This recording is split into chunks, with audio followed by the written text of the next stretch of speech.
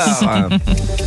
11h-13h sur Europe 1. Pascal Praud. Alors Jacques de Villiers, d'abord vous avez un nom qui est célèbre, puisque votre grand-père s'appelle Philippe de Villiers, et qu'il est très présent sur cette antenne d'Europe 1, notamment et de CNews.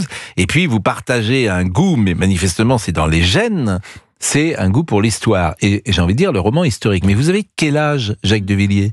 Écoutez, j'ai 22 ans.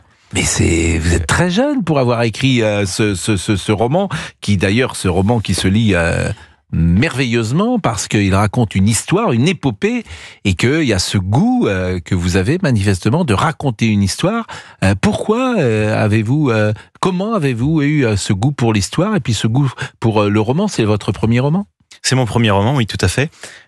Écoutez, je pense que c'est un goût, effectivement, vous dites, dans les gènes, je pense que c'est beaucoup lié à la transmission, c'est vrai. Et depuis mon plus jeune âge, voilà, mes parents m'ont fait baigner dans cet univers-là. Mon grand-père, qui a cette capacité, voilà, de poétiser tout ce qui l'entoure et de raconter avec son génie narratif toutes les anecdotes de l'histoire de France, ça m'a marqué aussi. Et puis même mon oncle Nicolas de Villiers, qui préside le Puy du Fou aujourd'hui et qui a cette capacité aussi à rendre spectaculaires les histoires.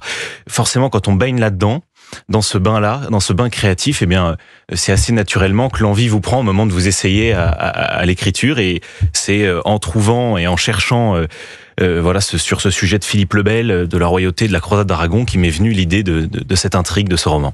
Alors effectivement, c'est un épisode assez méconnu quand même de l'histoire de France, c'est la croisade d'Aragon. Faut parler de Philippe le Bel. Philippe le Bel, c'est le premier des rois maudits. Tout à fait. Tout à fait. Philippe le Bel, c'est un roi à la légende sombre. C'est un roi dont Maurice Druon a fait, peut-être pour l'éternité, c'est avoir un roi perçu comme un roi presque maléfique, je pourrais dire. C'est-à-dire un roi manichéen, solitaire, austère, loin de son peuple, et d'une certaine manière, voilà, un roi assez négatif. Loin de la vision que j'en donne dans le roman. Alors, dans mon roman, Philippe le Bel est tout jeune. Il a 17 ans. Il n'est même pas au pouvoir, en fait. C'est son père, Philippe le Hardi, qui est encore roi pour 1 an. Et il va assister impuissant à cette croisade immense qui emmène une armée de plusieurs dizaines de milliers d'hommes du roi de France vers l'Aragon, pour détrôner Pierre d'Aragon. Il va y assister, et Philippe le Bel, déjà très jeune, à 17 ans, eh bien, il s'en méfie. Il se méfie de cette expédition. Il respecte l'autorité de son père, mais c'est dans cette tension déjà qu'il habite, parce qu'il est très méfiant quant aux objectifs politiques et même matériels de cette croisade. Eh bien, c'est cette tension-là qui m'a intéressé, pour voir comment est-ce que cet épisode va déjà construire, fabriquer en lui quelque chose du futur roi qu'il sera plus tard, et dont je pense qu'il a été un immense souverain, peut-être un des plus importants de l'histoire de France. Le roi de fer, tel qu'on l'appelait, et puis un roi particulièrement cruel, par exemple, ses filles, je crois que ce sont ses filles qui avaient des amants, il va faire châtrer les amants de ses filles, puisque l'adultère n'était pas une chose vraiment à la mode. On est en 1285. À quoi ressemble la France en 1285 ? Écoutez, c'est une excellente question, parce que c'est vraiment ce qui motive tout mon roman. La France de 1285, c'est une France encore féodale. Pour prendre un exemple très parlant, c'est une France dans laquelle le roi est itinérant. C'est-à-dire que le roi n'a pas de palais dans lequel il réside avec les fastes de la cour, mais il marche, il va à cheval, de province en province, de ville en ville, de village en village. Parfois même, il dort à la belle étoile quand il n'a pas pu atteindre son objectif. Donc il y a une dimension encore traditionnelle très importante, féodale.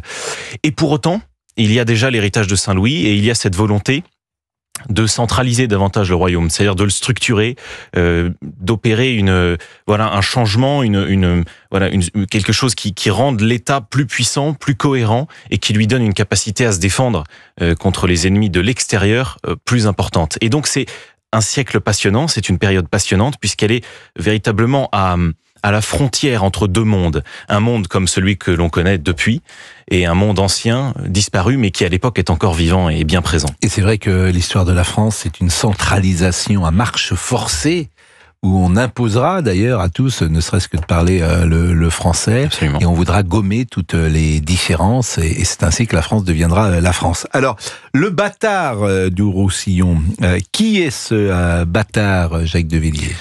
Ce bâtard est un personnage très étonnant, et un personnage qui a réellement existé, puisque je m'attache dans le roman à créer un cadre le plus vraisemblable possible pour que mon lecteur puisse s'immerger dans l'histoire avec confiance en se disant on me raconte pas des histoires, je suis pas là pour transformer l'histoire. Mais pour en revenir au bâtard du Roussillon, c'est un personnage issu de nulle part, qui n'a pas d'attache, qui n'a pas d'origine et qui pourtant, pour une raison assez mystérieuse, devient gouverneur de la ville d'Elne, qui est juste à côté de Perpignan, en Roussillon, et qui est à l'époque la capitale du Roussillon. Et eh bien, il va fermer les portes à l'armée du roi de France qui descend, une armée, je le disais, de plusieurs dizaines de milliers d'hommes. Il va fermer les portes au roi de France, qui est tout à fait inexplicable. Toute la région s'est rendue, il n'a aucune chance de s'en sortir. C'est incompréhensible, et pourtant, il pose cet acte-là en disant non, le roi de France ne passera pas. Et donc, ce personnage-là, très étonnant, très mystérieux, et pourtant d'une liberté assez phénoménale et d'un courage ou d'une inconscience aussi grande, eh bien, il m'a intéressé parce qu'il va rencontrer, et je n'en dis pas plus, mais il va rencontrer le jeune Philippe le Bel au cours de multiples péripéties, et c'est cette rencontre-là qui est intéressante entre un jeune promis aux plus hautes fonctions de l'État et quelqu'un qui n'est personne, mais qui pourtant partage avec ce jeune promis un pragmatisme à toute épreuve et un sens des instincts et des évidences historiques. Alors on l'appelle Philippe le Bel, en fait c'est Philippe IV. Absolument. Qui a marqué l'histoire de France.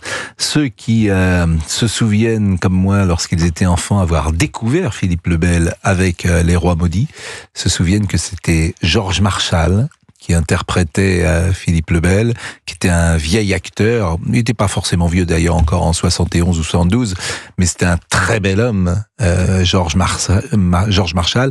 Et il y avait cette passion pour Les Rois Maudits, ce qui avait été un succès absolument incroyable. Vous avez dit tout à l'heure que c'est Maurice Druon qui avait écrit, sans doute aidé d'Edmond de Charleroux. C'est la légende en tout cas qui le dit. Il y avait eu, je crois, 6 ou 7 épisodes.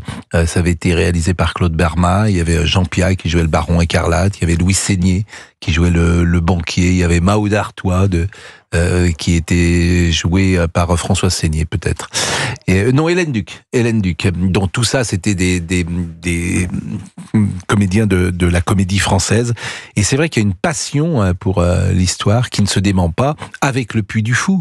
Dans votre famille, évidemment, et l'illustration, le Puy du Fou qui est ouvert en ce moment et qui tous les jours fait le plein. C'est absolument incroyable, cette passion pour l'histoire de France. Et en même temps, moi, ce qui me frappe, c'est que la jeune génération n'a pas de repère sur cette histoire de France, toujours. Et elle est noyée, notamment dans la période du Moyen-Âge. Mais je pense que c'est lié à quelque chose d'assez paradoxal, c'est-à-dire que on a basculé peu à peu du roman national vers une histoire plus scientifique, qui se veut objective, et c'est en soi une bonne chose. Mais le travers de cela, c'est que finalement on ne célèbre plus les héros de cette histoire de France, ce qui consiste pas à dire qu'on occulte les pages sombres, c'est pas la question, mais c'est plutôt l'idée que c'est dans ces pages sombres qu'émergent les héros et que c'est à ces héros qu'il faut s'attacher.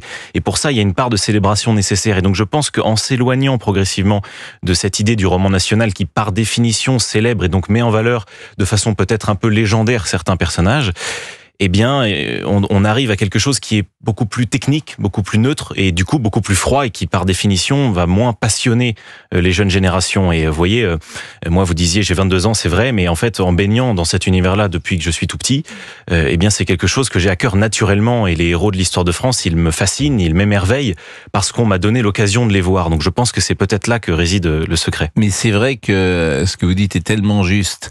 Et on le disait d'ailleurs tout à l'heure sur l'histoire de France, entre le discours, par exemple, de Georges Pompidou, en 1969, qui célèbre Napoléon Bonaparte à Ajaccio, la naissance de Bonaparte. Bonaparte est né en 1769. Entre ce qu'on dit de Bonaparte, de Napoléon en 1969, et ce qu'on dit aujourd'hui de Napoléon, qui est un personnage, je pense, pour les plus jeunes, quasiment, comment dire, négatif. Je pense que si vous allez dans la rue et que vous demandez à un gosse de 15 ans qu'est-ce qu'il pense de Napoléon, il va vous dire tout de suite peut-être esclavagiste, misogyne et tout ça. La légende noire l'a emporté, alors qu'avant c'était un héros positif. Donc ça, c'est forcément intéressant. Vous avez grandi en Vendée ? J'ai grandi en Vendée, oui, tout à fait. Bon, comme toute la famille, le berceau de la famille. Et aujourd'hui, alors moi je suis très impressionné parce que vous avez 22 ans. C'est vrai, Géraldine doit l'être comme moi. Je suis impressionné par votre aisance au micro. Je suis impressionné par ce livre que vous avez écrit. Et je me dis, quel avenir pour Jacques de Villiers, lorsqu'on sait que cette famille s'intéresse à la politique, et que j'imagine qu'on n'écrit jamais des romans historiques sans penser parfois à autre chose. Bien sûr. Et d'ailleurs, une des questions, une des questions principales du roman qui m'intrigue qui m'intéresse au-delà de l'intrigue, c'est la raison d'État. C'est-à-dire cette capacité du souverain à poser des actes difficiles, mais qui sont parfois nécessaires. Voilà, c'est quelque chose de très intéressant. Mais pour vous répondre, je pense que la politique, évidemment, elle est au cœur au cœur de mes intérêts, parce qu'elle est passionnante et qu'elle nous concerne tous. Et vous avez envie de vous engager ? À l'heure actuelle, je ne pense pas, parce que ça n'est pas la voie que j'essaye d'écrire. C'est plutôt à travers la réflexion culturelle, la mise en valeur spectaculaire de l'histoire, des choses comme ça qui me tiennent plus à cœur. Mais je pense que se fermer définitivement la porte de la politique, mais qu'elle soit dans un engagement local. Pour commencer, eh bien c'est une erreur, parce que il faut pas aller à la politique, mais peut-être laisser la politique aller à soi, et peut-être que dans 30 ans, dans 40 ans, des gens qu'on n'avait pas soupçonnés, s'engageront en politique. C'est une chose que je pense intéressante, et l'aborder comme plutôt un idéal au lieu d'un aspect technique me semble être une bonne approche. Bon, Jacques de Villiers est avec nous. Il a écrit Le Bâtard du Roussillon aux éditions Fayard. À 22 ans, il y en a qui font une dissertation, et puis il y en a d'autres qui écrivent des romans historiques. Donc il y en a qui sont un peu en avance parfois sur les autres. Mais les études sont finies, Jacques de Villiers ? Les études sont presque finies. Vous avez fait des études de... J'ai fait des études de lettres et des études d'histoire que je finis actuellement en Vendée à l'ICES. Et ensuite, vous avez envie d'être écrivain, vous avez ensuite, je pense que vous avez raison. C'est l'écriture m'a passionné, et en fait, j'ai pas trouvé difficile cet exercice-là. Au contraire, je l'ai trouvé passionnant. Alors, il est parfois un peu délicat, et il faut tenir dans la durée, mais c'est quelque chose que je veux continuer. C'est une certitude. Écoutez, je pense que vous allez avoir un grand avenir, et à l'oral et à l'écrit. Alors, je pourrais lire, bien sûr, des passages. D'abord, c'est très très bien écrit. Chaque habitant avait entendu conter la légende du Bâtard du Roussillon au détour d'une conversation de boutique ou au coin du feu lors d'une veillée d'Avent. On savait confusément qu'un jeune enfant avait été recueilli par le comte Nuno Sanché des Roussillons. Il y avait bien longtemps de cela. Le vieil homme désargenté et disgracié par le roi d'Aragon dans des conditions troubles avait fini par sombrer dans la folie, se livrant à des cris aigus de violence. Il vivait solitaire dans son château des Sanches, engoncé dans la montagne au-dessus d'Elne. Alors, c'est très concret, c'est très visuel. Donc, ce qui est très intéressant, c'est à la fois très simple, mais c'est la simplicité dans une langue et en littérature, c'est finalement, comme dans toute chose d'ailleurs, le plus difficile à atteindre.